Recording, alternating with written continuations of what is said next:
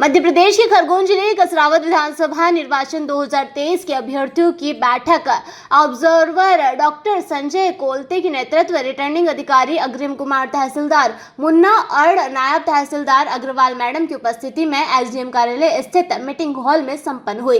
इस दौरान विधानसभा के अभ्यर्थियों को निर्वाचन प्रक्रिया के संबंध में विस्तार पूर्वक अधिकारियों द्वारा अवगत करवाया गया व कहा गया कि किसी भी प्रकार की अवैध गतिविधियां होती है तो तुरंत रिटर्निंग अधिकारी को अवगत करवाएं। इस संबंध में रिटर्निंग अधिकारी अग्रिम कुमार ने क्या कुछ कहा, सुनिए। बेसिकली हमारी स्क्रूटनी के उपरांत जो लिस्ट ऑफ बैलेट कैंडिडेट्स होते हैं और विड्रॉल के पश्चात जो फाइनल लिस्ट ऑफ कैंडिडेट्स होते हैं, जो कि हमारी कसरावद विधानसभा के लिए 4 कैंडिडेट्स हैं, उनकी अनिवार्य रूप से भारत निर्वाचन आयोग के आदेशों के अनुपालन में एक मीटिंग ऑर्गेनाइज की जाती है, जो आज 3 तारीख को ऑर्गेनाइज की गई प्रेक्षक महोदय की अध्यक्षता में।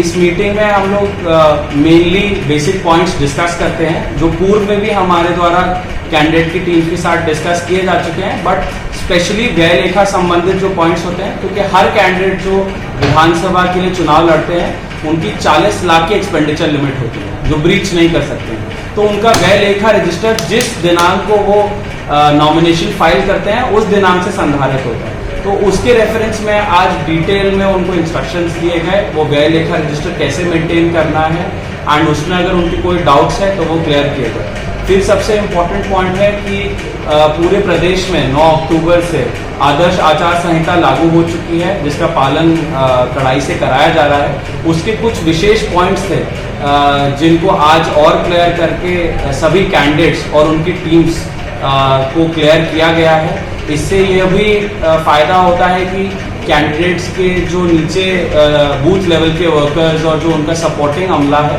उन तक भी ये मैसेज पहुंच जाए, इस बात की विशेष ध्यान रखकर आज ये पॉइंट्स उनको क्लियर किए गए। फिर पूरे प्रचार प्रसार से संबंधित जितने भी पॉइंट्स होते हैं, जैसे कि अनुमतियां होती हैं और जो हमारा सिंगल विंडो सिस्टम बनाया गया है परमिशंस और डिफरेंट टाइप के परमिट्स के लिए, उसकी भी जानकारी दी गई। आयोग के ये इंस्ट्रक्शंस हैं कि इसमें एक ऑनलाइन पोर्टल है सुविधा ऐप, जिसका अधिक से अधिक यूज किया जाए ताकि वो परमिशंस सबके लिए अवेलेबल रहे, डिजिटल प्लेटफॉर्म पे रहे, ट्रांसपेरेंसी रहे। उसका आज एक डेमोन्स्ट्रेशन दिया गया हमारी टीम द्वारा सभी पार्टीज को, सो दैट उसका अधिक से अधिक इस्तेमाल किया जाए और ये सीमलेस एक मूवमेंट होता है। बेसिकली इसमें ये क्लियर पॉइंट कर दिया गया है आयोग के द्वारा और विभिन्न दिशा निर्देशों में भी कि कोई भी अनऑथराइज्ड कैश ट्रैवल नहीं होगा।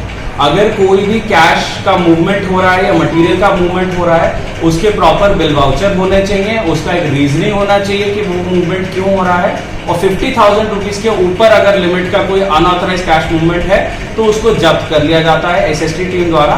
फिर हमारे डिस्ट्रिक्ट में इसकी अपीलीय समिति बनी हुई है, जिसके समक्ष प्रस्तुत किया जाता है और उसके ऊपर फिर विधानुसार कार्रवाई की जाती है। ये वास्तव में 50,000 की लिमिट है या कई जगह 2.5 लाख का भी बताया है? ये क्या है? 50,000 की लिमिट है कि कोई भी आम लोगों के लिए 50,000 या जनरल लोगों के लिए भी ये है, परंतु इसमें और परिवर्तन भी किया जा सकता है कि अगर कोई अनऑथराइज्ड कैश पाया जाता है जिसका कोई भी साक्ष्य कोई भी व्यक्ति नहीं दे सकता है, वो प्रथम दृष्टया सीज हो जाता है उसको। बट एमसीएमसी कमेटी जो हमारी अपीलीय कमेटी है डिस्ट्रिक्ट की, उसके समक्ष प्रस्तुत किया जाता है एंड फिर सारे दस्तावेज चेक किए जाते हैं, उनके प्रमाण चेक किए जाते हैं, उसके आधार पर फिर कमेटी इसमें डिसीजन। खरगोन से अबरार पठान की ये रिपोर्ट।